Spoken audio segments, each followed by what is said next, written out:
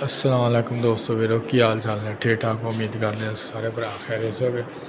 जिस तरह का तुम माशाल्लाह देख सकते हो कि कई लोग सैलाब का हल पुछते हैं ना, सैलाब का हल कोई हल नहीं है क्योंकि असी रंग करते पे सी तो मैं दिखाता पाया वा उन्होंने लगवाई हुई सी जी वाल ग्रेस। आ चेक कर सकते किस तरह देखो नुकसान होया उन्होंने जी, क्योंकि पिछली साइड तो सैलाब ने सारा हल इन्हों का कटते दे लो। चेक करो तुम लिखती पई है ना, इनू कहते वाल ग्रेस। लिथ दी उतों जितों सैलाब आ, बाकी उत्तों ठीक खड़ी है। मालिक कहने यार ना यदा कोई हल कड्डो, जेकर नवी कर सकते हो तो नवी कर दो, वरना कोई हल दस दो। अस कि नवी कर सकते हैं, पुरानी का कोई हल नहीं क्योंकि पुरानी तो देखो जी हम थोड़े सामने ही आ मैं दिखा रहे आ चेक कर सकते तुम जिदा लिथी पई है, क्योंकि नुकसान होता मालिक का जी। असी तो है करना, असें करके चले जाना होंगे क्योंकि बाद यार अगला फिर पुछना यार पता नहीं इन्हों का कोई इशू सी या जो भी है। फिर अगे बजुर्ग भी बैठे साढ़े कोल, वो देखते पे ने, देखो लाँदा पाया कारीगर उधर लग्या है लाण। तो कई लोग कहते हैं यार इसका हल हैगा, कोई हल नहीं मेरा भरा सैलाब का। जोड़े बंदे सैलाब का हल कढ़ते हैं भी सैलाब का हल आ, कोई हल नहीं, ये झूठ है, सब बकवास है।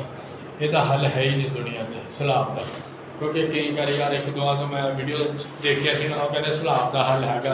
देखो यार हम सैलाब की वजह तो थल्लो थल्लो सारा रंग उतरिया पाया उन्होंने। हूँ बाबा भी बैठा कोल, AC वाला कमरा तुम्हें पता ही है जी, बैठन उठने वाला कमरा, वो देखो हाल वो की हो रहा सारा। इस वास्ते असी यार ये ब्लॉगिंग करी दी है क्योंकि यार पुछते दसदे लोग भी यार कोई हल वगैरह हो। मेरा भरा सैलाब का कोई हल नहीं, ये झूठ है सारा।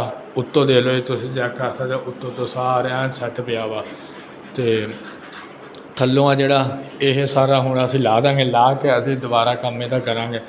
सिलिंग दे सकते तुम जी, सिलिंग पेंट हुई है, पखा उधर चलता पाया वा। इस वास्ते इन्हें ब्लॉगिंग करी दी है। काफ़ी लोग पुछते दसते रहते हैं। अगर किसी ने कोई मशवरा वगैरह लेना हो, मेरा नंबर नोट करो।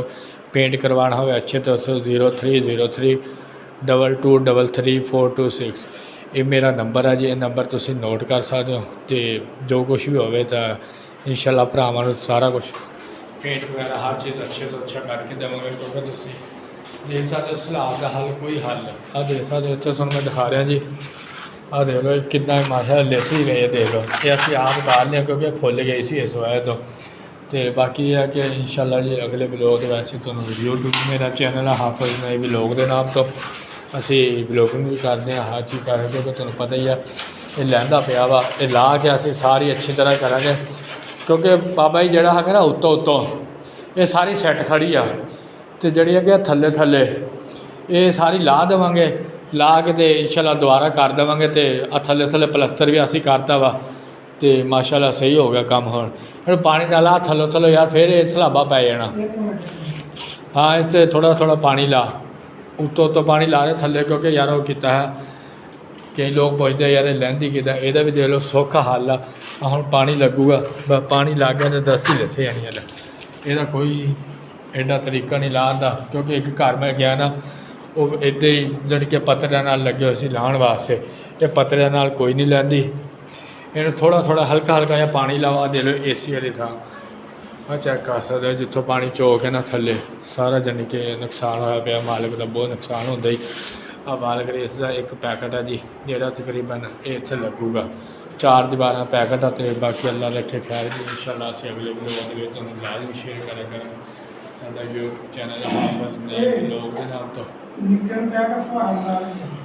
हाँ और तो शावर मंगा लें, शावर मंगा के थले थले पानी ला के ला दें, मुड़ के फिर अल्लाह रखे खैर आप दोबारा कर देंगे। नुकसान बड़ा यार हो रहा मालिक का, क्योंकि तुम्हें पता है AC वाला कमरा बैठन उठने वाला, तो उधर दे लो भाई हूँ लाण लग रहा थलो, क्योंकि बाकी सैलाब की वजह तो फुल गई थले थले असी ला के। आ देखो यार लिथ दी पई है ना, सौखा हल है, पानी लाओ तो आराम नाल लाओ। उदा असी पतरे मार मार के रह जाना सी, लिथनी कोई सी। हूँ सौखा हल है, दस्ती लिथ जूगी। तो इंशाल्लाह असी अगले ब्लॉग में तुहानूं मिलांगे, क्योंकि तुहानूं पता ही है सैलाब का कोई हल नहीं। जिन्ना मर्जी कोई कारीगर कही हो यार सैलाब का हल है, सैलाब का हल बना ही नहीं हाले तक। मजीद कई एक विकास मास्टर है जी, वह मैं जानी कि ब्लॉग सुनिया सी, वो कह रहा सी ना भी सैलाब का हल हैगा, थले आ कर दो तो क्लैरिक ला दो फलाना, यार जो मर्जी ला लो, सैलाब का हल है नहीं।